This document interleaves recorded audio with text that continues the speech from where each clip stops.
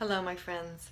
We are picking up with chapter 14, and as a little tiny reminder of a little bit of what we covered in chapter 13, um, Jesus was explaining quite a bit about how, um, in the end, that when the harvest comes, that the tares, the weeds, would be pulled out first, and that meaning the evil would be pulled out, and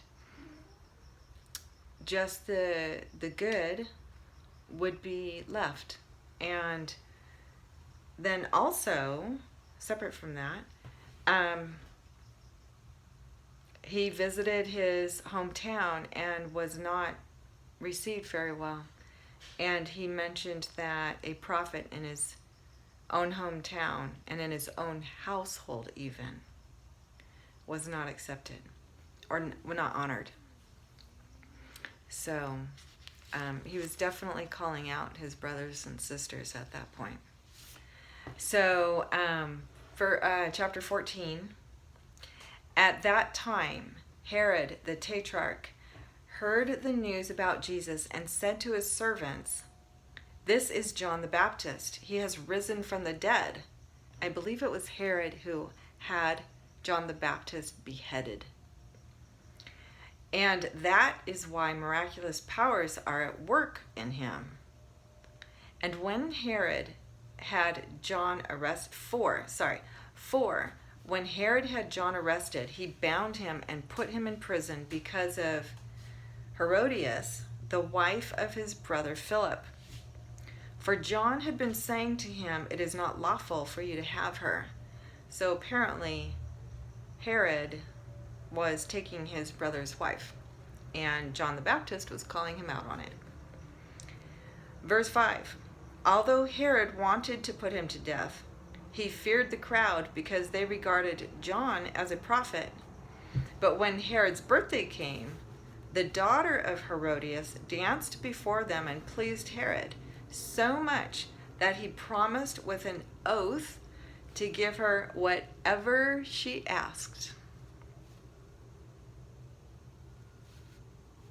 Verse 8, having been prompted by her mother, she said, "Give me here on a platter the head of John the Baptist." Although he was grieved because he didn't want to upset the Jewish community, because he had heard they thought he was a prophet, the king commanded it to be given because of his oaths and because of his dinner guests, i.e. pride. He sent and had John beheaded in the prison, and his head was brought on a platter and given to the girl, and she brought it to her mother. Gross. His disciples came and took away the body and buried it, and they went and reported to Jesus. Remember that they were actually related. Mary was like cousins. Mary was related to John the Baptist's mother. Now when Jesus heard about John, he withdrew from there in a boat to a secluded place by himself. And when the people heard of this, they followed him on foot from the cities. The man was grieving for a very dear friend of his. And they still didn't give him rest. When he went ashore, he saw a large crowd and felt compassion for them and healed their sick. When it was evening, the disciples came to him and said, "This place is desolate and the hour is late already."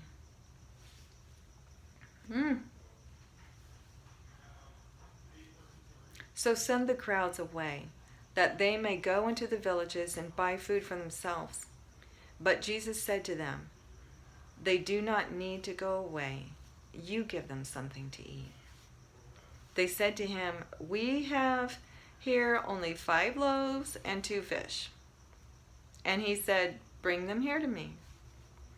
Ordering the people to sit down on the grass, he took the 5 loaves and the 2 fish, and looking up toward heaven, he blessed the food, and breaking the loaves, he gave them to the disciples, and the disciples gave them to the crowds. And they all ate and were satisfied. They picked up what was left over of the broken pieces, 12 full baskets.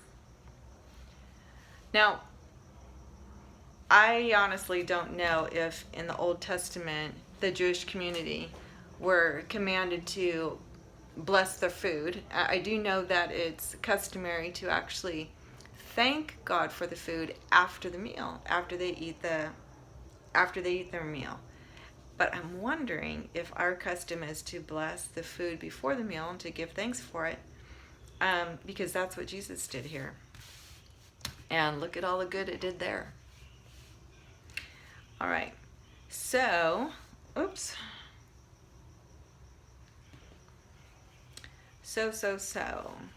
Verse 21. There were about 5,000 men who ate, besides the women and children. 5,000. Immediately, he made the disciples get into their boat and go ahead of him to the other side, while he sent the crowds away. After he had sent the crowds away, he went up on the mountain by himself to pray.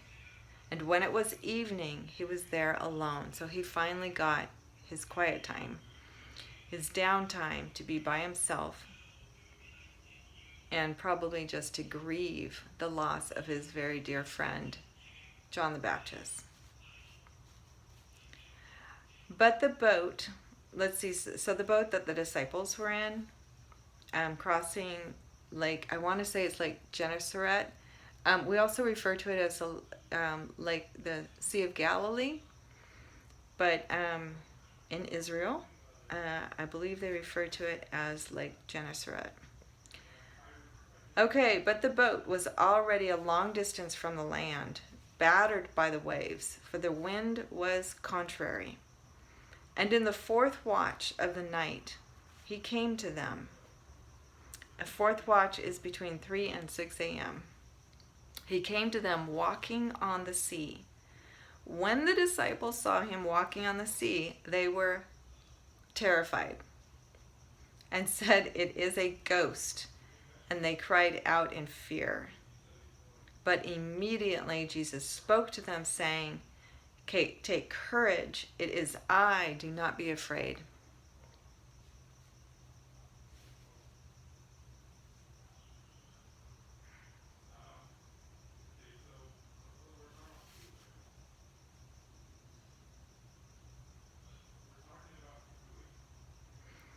So here their boat is being battered by the waves, and I wonder if they were terrified then. But they were absolutely terrified when they saw something that looked like a person coming to them across the water. "Take courage, it is I, do not be afraid."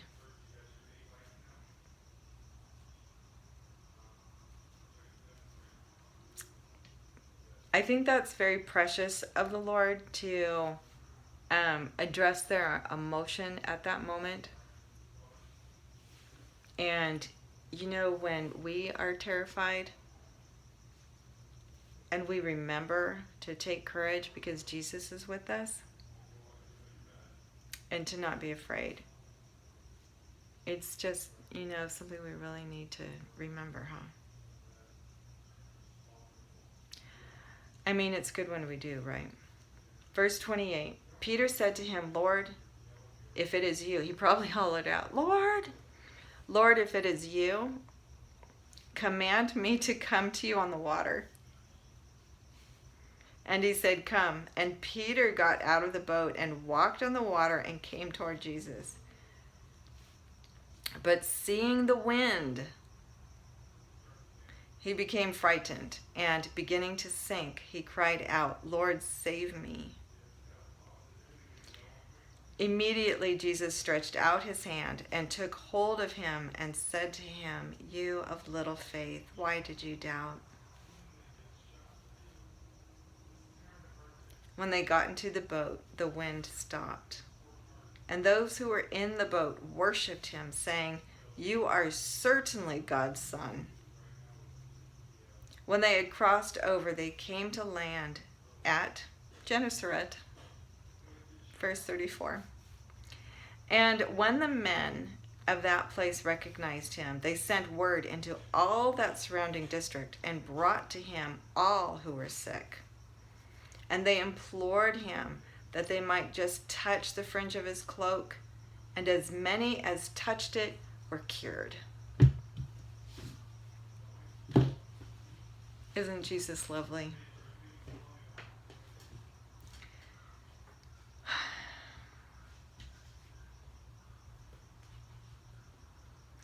I see again and again that when Jesus was teaching, he healed. And I thank one for his incredible compassion that he could, so he did, make people well.